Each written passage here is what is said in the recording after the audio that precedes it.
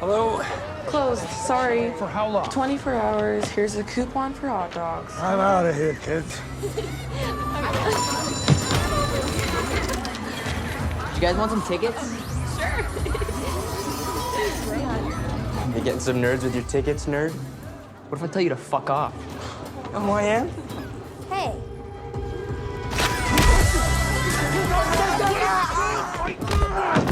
Hey, is that your kid? Yeah. All over this place. If you don't get your family right now, you and I are gonna have a problem. Yeah, we are gonna. Hey! We're leaving. Mom, I didn't do shit. This guy did all of it. What? I left my phone. No, Hutch. right Hutch, no, no.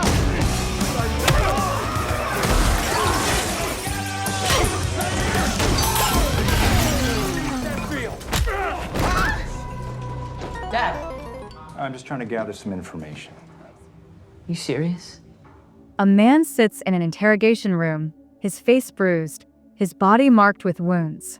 In silence, he takes out a lighter and burns one of his cuts closed. Two federal agents watch him closely, asking who he really is. Hutch Mansell looks at them calmly and says only one thing: he is nobody. Days earlier, Hutch lives a double life. At home, he is a father and husband, but when night comes, he disappears into dangerous missions. His handler, known as the Barber, sends him contracts to pay off a massive debt left from burning the Russians' money. Each job pushes him further away from his wife Becca and their children, Brady and Sammy. Hutch leaves before sunrise and returns long after midnight, the distance between him and his family growing wider every day. One morning, Becca reminds him that summer break is coming. They should do something as a family. Hutch agrees. He promises he will arrange something, but first he must finish one last assignment. Unaware of the danger, his family waits for him at home. Hutch's mission takes him to a hotel. He steps into an elevator with armed gangsters. When the doors close, the violence begins. He takes them down with brutal precision, stealing a key card before escaping. But the job spirals into chaos. Outside the elevator, another crew ambushes him with automatic weapons. Hutch fights through them, only to face yet another gang wielding machetes. Bloodied but alive, he finishes the task. When he reports back, Barber confirms the payment toward his debt, but Hutch asks for a break. Barber warns him, this work is in his nature, and nature always wins. That night, Hutch remembers a resort from his childhood, Plummerville, a summer town his father once took him and his brother Harry to. Longing for something normal, Hutch shows his family an old promotional video of the place. Rides, arcades, and water parks fill the screen. Hutch's eyes light up. He tells them they will all go together. Even his father, David, will join. After years of blood and death, Hutch wants one family trip. But what happens next changes everything. The Mansells pick up David from his retirement home. Despite his age, David is sharp and playful, flirting with the nurses as Hutch reminds him to behave. The family sets off together, singing along the road until they reach Plummerville. The old place looks the same, but something about the town feels uneasy. They check in, unpack, and head straight for the water park. At the gate, they are told it is closed due to an accident. As an apology, the staff gives them coupons for hot dogs. Trying to keep the mood light, Hutch leads his family to a nearby diner. As they eat, he drifts into memories of being here with his brother Harry years ago. But someone notices him. The local sheriff, Abel, watches Hutch with suspicion. He warns him not to cause trouble. Hutch avoids confrontation and sits with his children. The tension grows, but Hutch keeps quiet. Later, the family visits the arcade. Brady collects tickets and earns the attention of a few girls. He gives them to them and wins a prize for his little sister, Sammy. One of the girls' boyfriends, Max, notices. He confronts Brady, accusing him of showing off. Max tears Sammy's toy in half, and Brady reacts with a punch. The two boys fight in the middle of the arcade. Hutch rushes to stop it, trying to pull his son away, but the situation only escalates. As they leave, Sammy bends down to pick up the pieces of her broken toy. A staff member smacks her hand. Hutch freezes. At first, he turns away, trying to keep control for Becca's sake, but only a few steps later, he says he forgot his phone. He turns back. Inside, the staff laugh until Hutch explodes. He takes them apart one by one with controlled violence, revealing the man he truly is. He slams one guard into a claw machine, drops another across a pinball table, and breaks down every man who stands in his way. His family watches in shock. Hutch tells Brady there are better ways to defend a sister, but Brady sees only strength in his father. The fight leaves Hutch exposed. Local police arrive, and Abel brings him before the town's mayor, Wyatt Martin. Wyatt is also Max's father. He tells Hutch that Brady has injured Max's pitching arm, and he wants the family gone. Hutch argues that Max started the fight, but Wyatt makes it clear, in Plummerville, it doesn't matter who started it. Hutch and his family must leave. Hutch walks free, but Sheriff Abel is furious. In secret, he orders his men to gather a group of thugs. The stranger who dared to fight back will not leave this town unharmed. What follows shocks everyone around him. Back at the hotel, the air is tense. Becca confronts Hutch. She tells him Brady is already becoming too aggressive, and it is because of him. Hutch insists he is trying, but Becca reminds him of the promises he made, promises not to bring violence into their lives again. Hutch listens in silence. He knows she is right. The next morning, the family tries to enjoy the fair. Becca shows off her sharp aim at the shooting games. David rents a small cottage outside the resort. Hutch watches his children laugh, but he also notices something else. Men in plain clothes are watching him too closely. Their eyes never leave him. To protect his family, Hutch buys tickets for a boat ride. He puts Becca, David, and the kids onto one boat, claiming he has an upset stomach. Then he steps onto another boat, where the men quickly follow. As the boat sets off across the water, the strangers close in. They warn Hutch to leave town, but Hutch refuses. The first man lunges, and the fight explodes in the middle of the crowded boat. Tourists sit at the front wearing headphones, unaware of the chaos behind them. Hutch fights with brutal precision, using whatever is around him, life jackets, ropes, even the metal bars of the boat. A knife slashes across his hand. His pinky finger is cut clean off and sinks into the river, swallowed by a fish below. The men throw Hutch into the water, thinking it is over, but seconds later, he climbs back aboard, enraged. One by one, he dismantles them. He slams one thug into the ceiling, smashes another with the broken head of a duck statue, and drives another straight into the water with the anchor chain. The surviving man stares at Hutch's fury and realizes he is no ordinary tourist. Hutch wipes the blood from his face and mutters that he is on vacation. But what happens next will drag him deeper into war. Later, Hutch calls his brother Harry. He tells him Plummerville isn't the place they once knew. Harry explains that their father never brought them there for fun. It was a mission. The town has always been a hub for smuggling and cartel operations. The police are part of it. Hutch hangs up and calls Barber. Barber confirms Harry's warning. Plummerville is controlled by a ruthless woman named Lendina. She runs a vast empire of guns, drugs, and gambling. Hutch should walk away before things spiral out of control. But Hutch already knows it is too late. Meanwhile, Wyatt Martin tries to keep his business afloat. Years ago, Lendina killed his father and forced him into debt. Now, she uses him to control the town. Wyatt wants out, but Lendina's grit is unrelenting. When he tells her he will not work for her anymore, she only laughs. To her, the debt never ends. She orders Abel to remind Wyatt who truly holds the power. Abel obeys. He kidnaps Wyatt's son, Max, and delivers him to Lendina's people as leverage. That night, Hutch follows the trail to Abel's warehouse.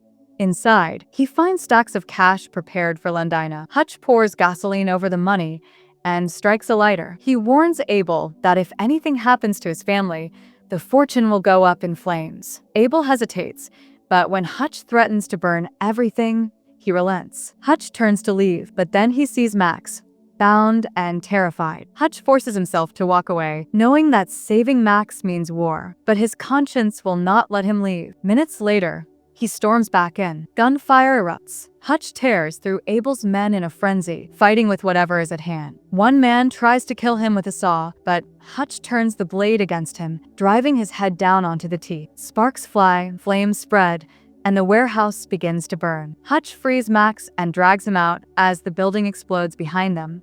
Abel escapes, scarred and furious, while Hutch drives into the night with Wyatt's son. Now Lendina knows who he is, and she knows where his family is hiding. The war has only just begun. What follows shocks everyone around him. Hutch brings Max to David's cabin in the woods, where the rest of his family is already waiting. The boy is shaken, but Hutch reassures him. He explains that no child deserves to be caught in this kind of mess. For the first time, Max looks at Hutch with trust. Becca, however, is furious. She reminds Hutch that he promised to keep violence away from them, yet wherever he goes, people end up dead. Hutch admits she is right. He tells her he has no control over this life, but Becca says she will not leave him. If he wants to be her husband, then he must fix it. Unaware of the danger closing in, the family spends one fragile moment together in silence. Elsewhere, Wyatt paces in rage. His son has vanished, and his business is collapsing. When Hutch arrives, Wyatt attacks him, blaming him for everything. Hutch holds him back until he can explain. Max is safe. Hutch saved him. Slowly,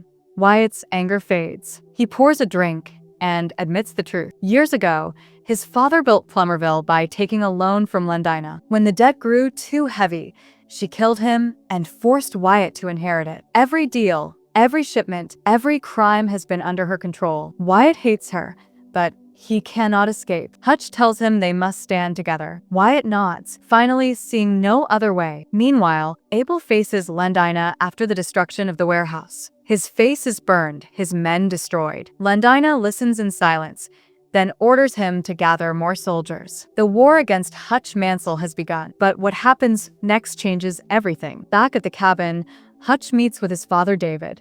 Together, they begin preparing for the inevitable fight. David sets traps throughout the resort, explosives hidden in arcade machines, blades attached to rides, weapons buried in the ball pits. Harry soon arrives, bringing his sword and his loyalty. The three men, father and sons, work side by side, turning Plummerville into a battlefield. At the same time, Becca finds a gun left behind in the cabin. She realizes what is coming and makes a choice of her own. She tells her children to stay strong, then quietly slips away with the weapon. Night falls. Lendina arrives with her soldiers, led by her enforcer Kartush. They spread through the park, armed to the teeth. Abel approaches Hutch and Wyatt first, trying to intimidate them. But before the fight can start, Lendina grows impatient. She orders her men to execute Abel on the spot. His body falls, his usefulness at an end. The battle begins. Wyatt triggers the first trap, a minefield hidden beneath the fairground. Explosions tear through the soldiers,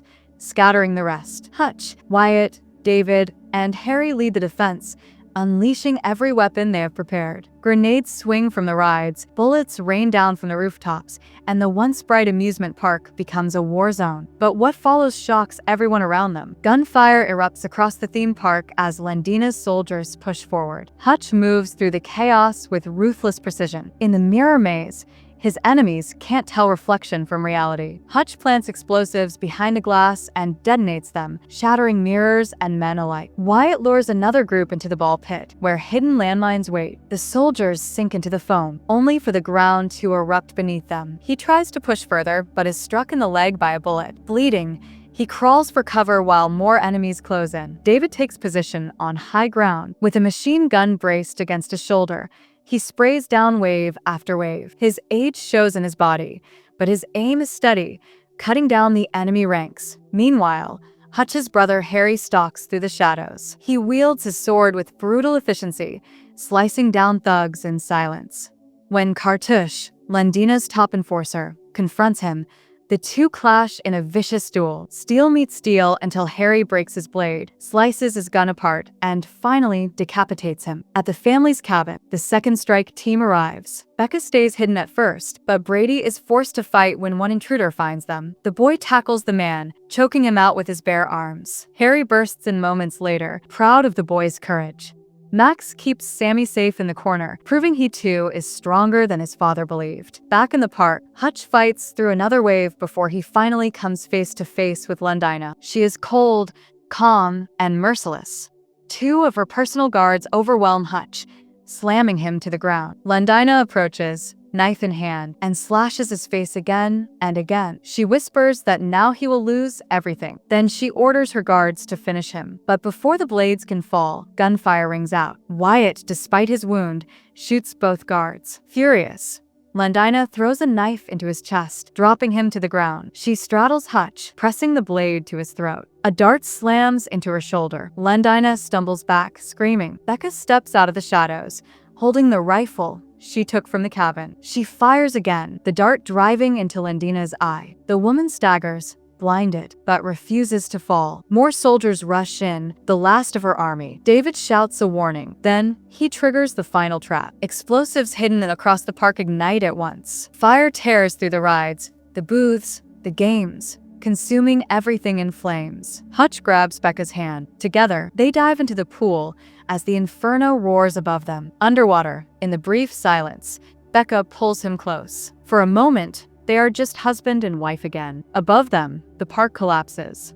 Lendina burns with her men, a faint smile on her face as she is consumed by fire. What follows shocks everyone around them. The flames die down, leaving Plummerville in ruins. Hutch and Becca pull themselves from the pool, their bodies battered but alive. David lowers his weapon, watching as the last sparks fade into the night sky. Harry emerges from the smoke, sword dripping, his eyes sharp but tired. Together, the family stands in silence, surrounded by the wreckage of the battlefield they turned the park into. Moments later, federal agents arrive. Hutch and Becca are taken into custody, separated into an interrogation room. A wolf, freed during the chaos, sits beside Hutch as if guarding him. The agents demand answers. Who are they really? How did a suburban family turn Plummerville into a war zone? Hutch doesn't flinch. He simply repeats the same words as before. He is nobody. Before the interrogation can go further, a phone call comes through. The agents listen carefully, then immediately change their tone. Without explanation, they release Hutch and Becca. Whatever orders just came down, they have no choice but to obey. The Mansells return home. For the first time in what feels like forever, they sit together as a family. Brady's girlfriend joins them, flipping through slides of photos from the trip. Some show the family laughing,